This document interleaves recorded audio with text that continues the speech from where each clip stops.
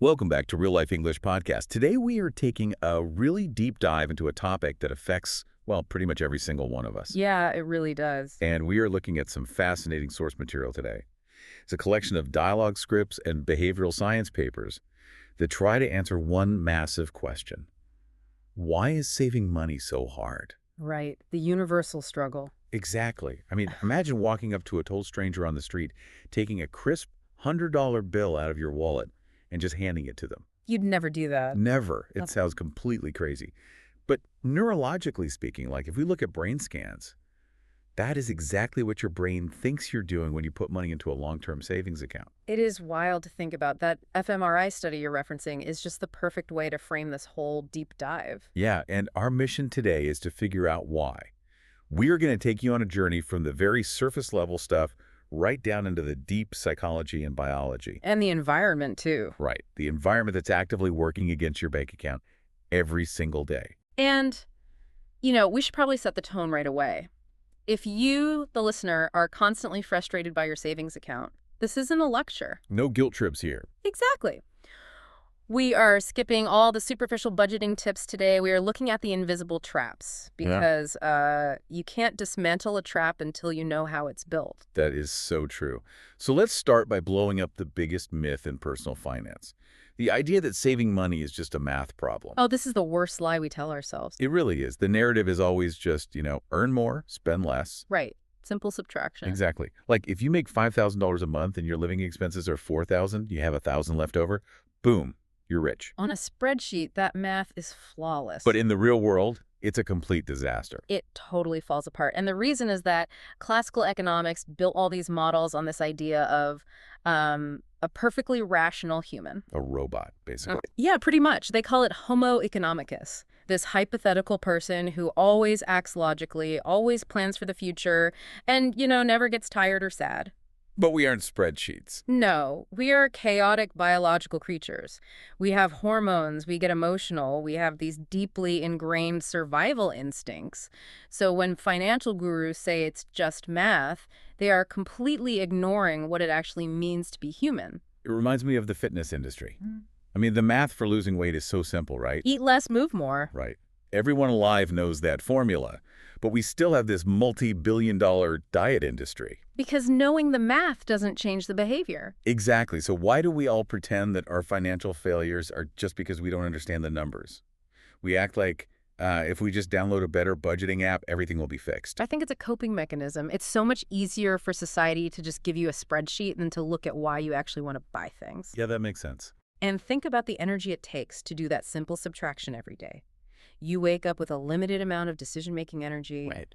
You go to a stressful job, you deal with traffic, maybe you get some bad news. By 8:00 p.m., the logical part of your brain is just depleted. You're running on fumes. So the math part of your brain is literally offline. Completely offline. You are operating purely on reflex and habit at that point. Which leads perfectly into the next big concept from our sources, the emotional ledger. This is a huge one. Because if the logical brain goes to sleep, the emotional brain takes the wheel. And the sources talk about emotional spending. Right. Buying things to cope. Yeah. We are buying things because we actually need them. We're buying them to, manufacture a feeling or to fix a bad feeling. And there's a biological reason for that. It's all about cortisol and dopamine. Okay, let's break that down for our listeners. Cortisol is the stress hormone, right? Exactly.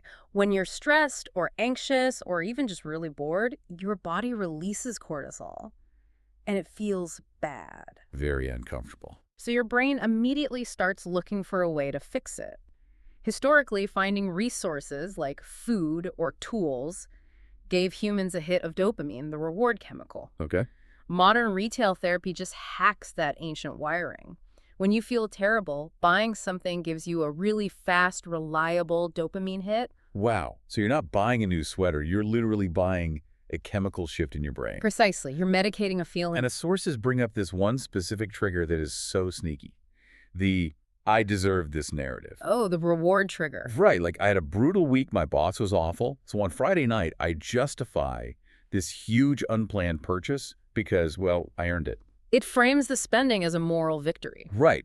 But you're paying for it with real money. You're balancing your emotional checkbook by overdrawing your actual bank account. And the crazy part is, that dopamine hit fades so fast, by the time that package actually arrives at your door, the high is gone. But the credit card bill is still there. Exactly, which creates more stress, which triggers more cortisol, which makes you want to buy something else to feel better. It's a toxic loop. Okay, but let me push back on this a little bit. Sure. We live in a really stressful world, Mm-hmm.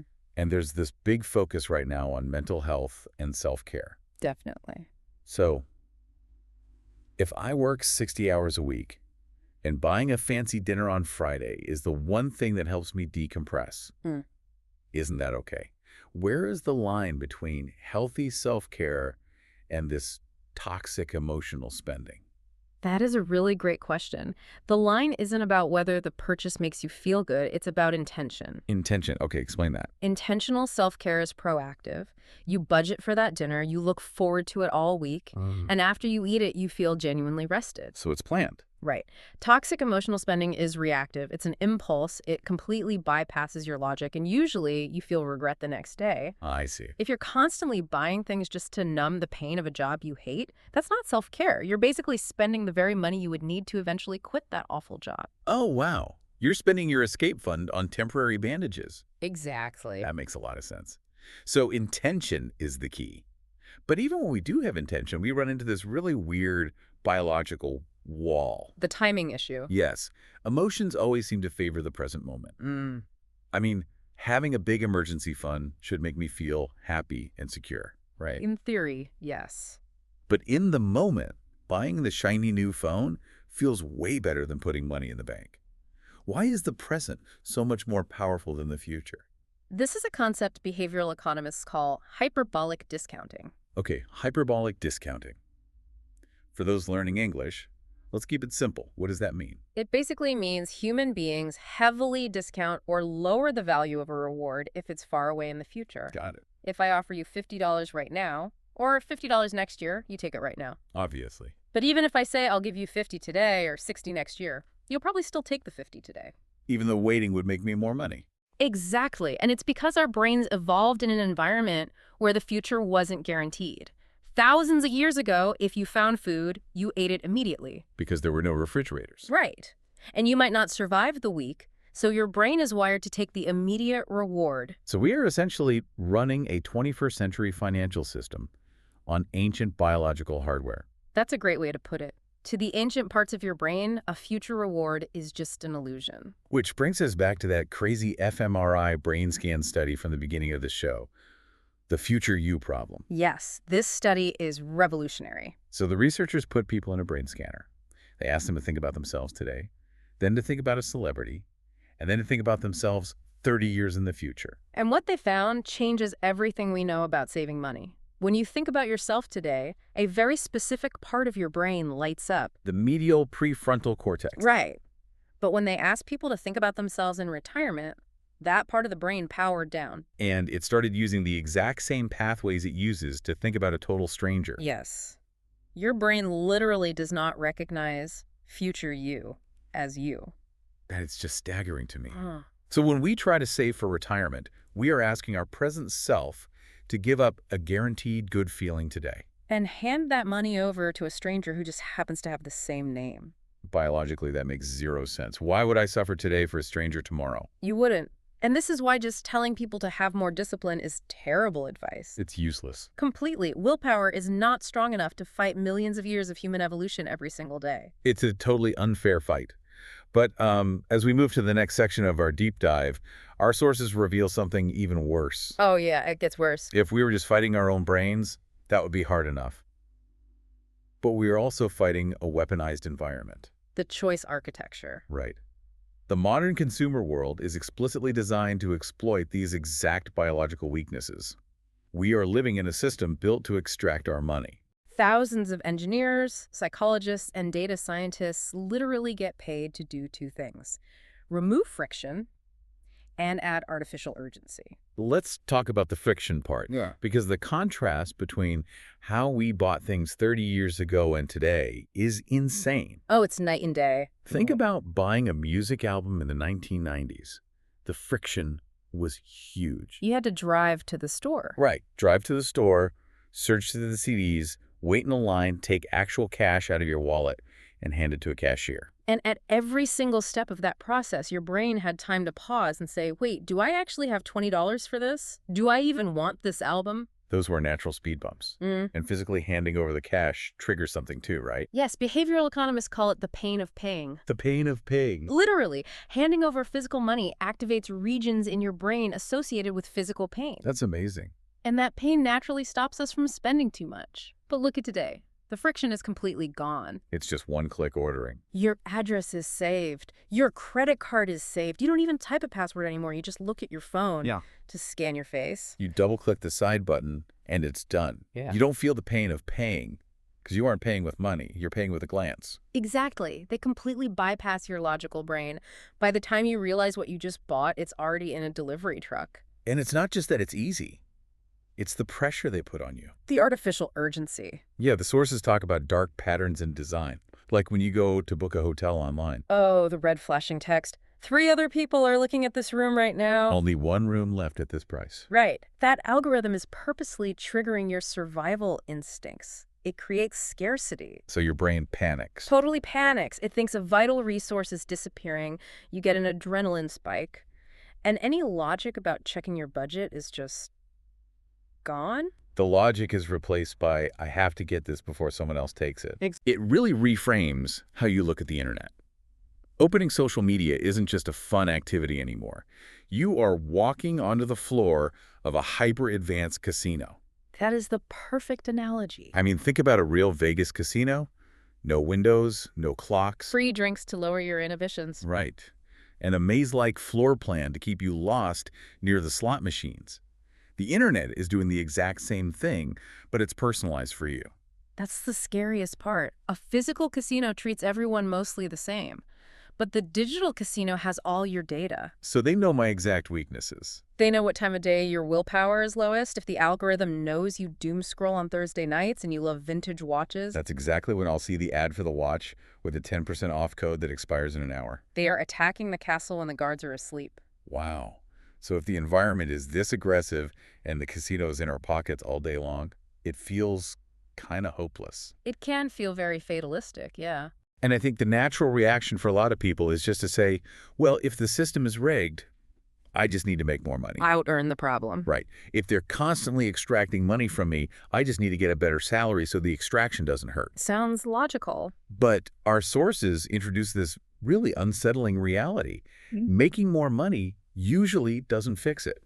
No, it rarely does. Because of a phenomenon called lifestyle creep. Ah, lifestyle creep. The silent killer of savings. Let's define this clearly for our English learners. What exactly is lifestyle creep? It's the tendency for your spending to increase every time your income increases. And it happens so slowly you barely notice it. Like you get a promotion. Right, you get a raise and you think, great, this extra $1,000 a month is going straight to my savings account. But it never does. Never, because your environment starts putting pressure on you. I like to use a scuba diving analogy for this instead of the usual treadmill comparison. Oh, I like that. Go ahead. So when you have an entry-level job, you're swimming near the surface. The water pressure is normal. But when you get a big raise, you dive much deeper into a new wealth bracket. Okay. At first, you feel it. You get a nicer apartment. You buy fancy organic groceries. You take better vacations. But here's the trap. Your body gets used to the deep water pressure. Yes. Yeah. The psychological term for that is hedonic adaptation. Hedonic adaptation, meaning we just get used to the good stuff. Exactly. Humans are amazing at adapting to comfort. The thrill of the new luxury apartment fades. Suddenly that luxury isn't special anymore. It's just your baseline normal. It's just where you live. The fancy food is just food. Right.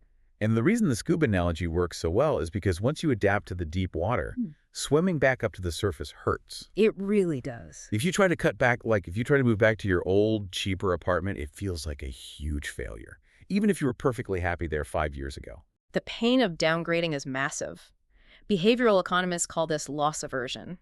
The pain of losing a standard of living is twice as strong as the joy of gaining it. Twice as strong. Yeah. So to avoid that pain, you lock yourself into this expensive new lifestyle, and because you're used to it, you eventually need to upgrade again just to feel that original dopamine hit. So you buy a more expensive car. Right. You're making twice as much money as you did 5 years ago, but your savings are zero because your cost of living just expanded to eat every new dollar. Okay, but I have to challenge this premise too, Go for it. because it's starting to sound like we should all just live like monks. No, not at all. I mean, if I work super hard, take on stress, and finally get a great salary, shouldn't I improve my life? If I genuinely love cars and want to buy a nice one, isn't that the point of working hard? Where does enjoying your money turn into this toxic lifestyle creep? That is the most important distinction we can make. This isn't about denying yourself pleasure. Money is a tool. It's supposed to buy you value and happiness. Right.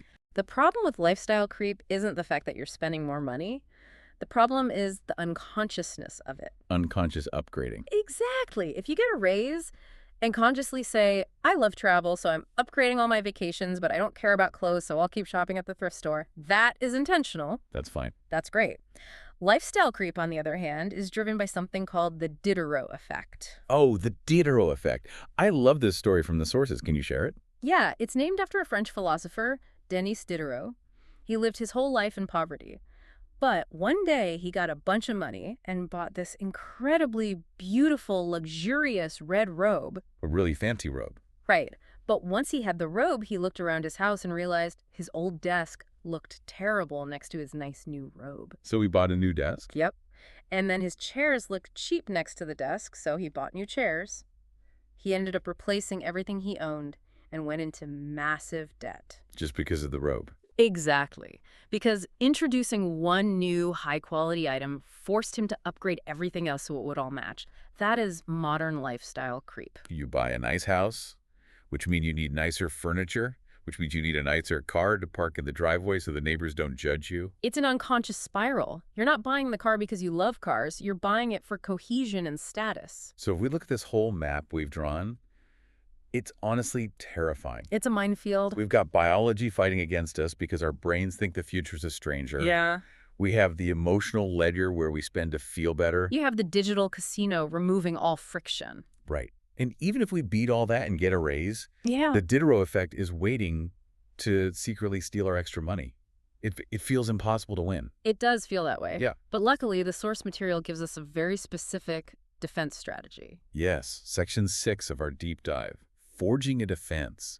And I love that these solutions aren't just generic advice like, try harder. Because try harder doesn't work. These are targeted behavioral interventions to counter the exact traps we just outlined. So let's start with the first intervention, which attacks the biological problem, the fact that the future feels too abstract. The solution here is radical specificity. Yes, episodic future thinking. Let's translate that. What is episodic future thinking? If you say, I want to save money for retirement, your brain doesn't care. It's too vague. It's just words. But if you say, I am saving for a wooden cabin on a specific lake with a big porch, and I'm going to sit there every morning drinking coffee with my 2 golden retrievers. Wow, okay. That is super specific. Right. And when you do that, you force your brain to simulate a real vivid episode. You give that stranger in the future a face and a story. And does that actually change the brain chemistry? Yes. Brain scans show that when you do episodic future thinking, the neural connection to your future self gets much stronger. That's incredible. It gives your brain a tangible image that can actually compete with the immediate dopamine of buying something today. You aren't choosing between a new pair of shoes and a boring savings account. You're choosing between the shoes and your future cabin. That is so powerful. It makes Wow. the abstract feel real. Okay, the second defense strategy addresses the emotional ledger. And it's all about awareness, Forensic awareness. which means figuring out why you are spending, not just tracking how much you spent. Exactly. Traditional budgeting is backward looking. It just tells you the math of what you lost last month. Awareness is forward looking. So how do we do it? You have to insert a micropause between the emotional trigger and the purchase.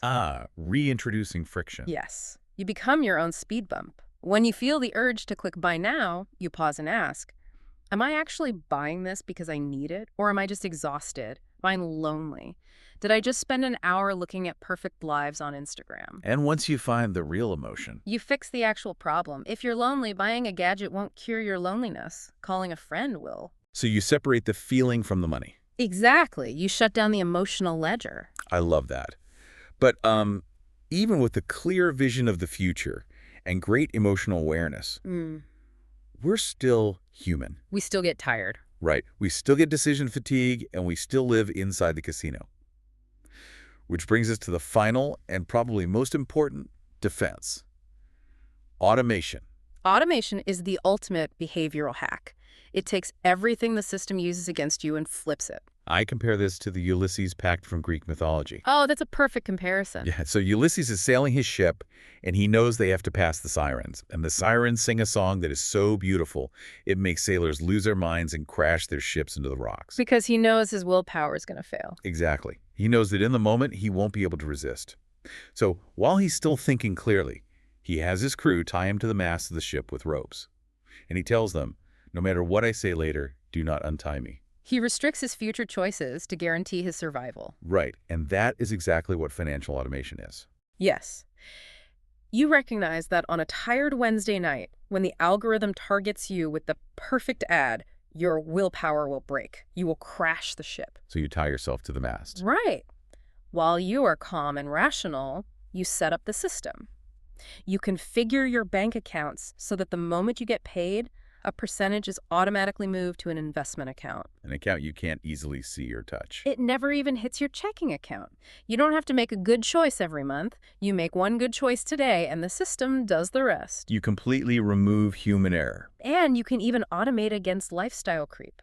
There's a famous program by behavioral economist Richard Thaler called Save More Tomorrow. How does that work? You commit today that anytime you get a raise in the future, half of that raise will automatically divert into your savings. Oh, so you short-circuit the Diderot effect. Exactly, because you never actually see the extra money in your checking account. You never get used to the deeper water pressure. Yeah, no hedonic adaptation. Right. You avoid the pain of downgrading because your baseline never artificially inflates. You just silently build wealth in the background. Wow.